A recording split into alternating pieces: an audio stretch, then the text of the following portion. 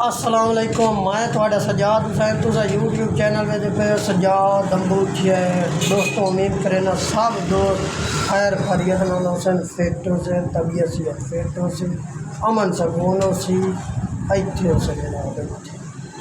दोस्तों वीडियो आज मेरी बरामद है मकसद जमात मेरे यार व्यू ने हमने पाए 1000 सब्सक्राइबर है।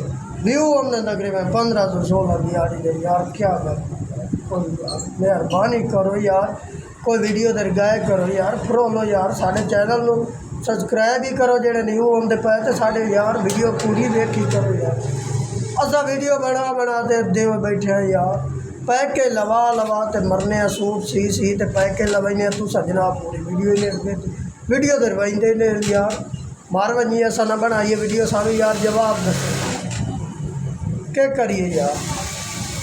यह मेहरबानी की करो यार, साड़ी वीडियो पूरी वाच की करो तो जेडे न्यू आते सब्सक्राइब भी किया करो, लाइक की करो, अगर शेयर ही किया करो यार। असा पाकिस्तानी नहीं तुस दसो असा बाहर के मुल्क दे आए पाए यार, असा ही पाकिस्तान दे सानू यार सपोर्ट करो। असा यार मेहनत कर रहे हो।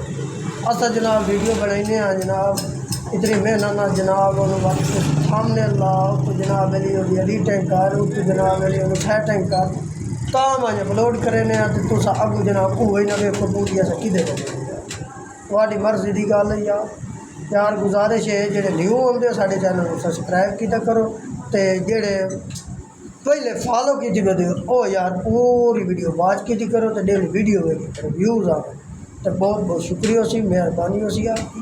थैंक यू सपोर्ट थोड़ी होगी तो आपका बहुत बहुत शुक्रिया मेहरबानी।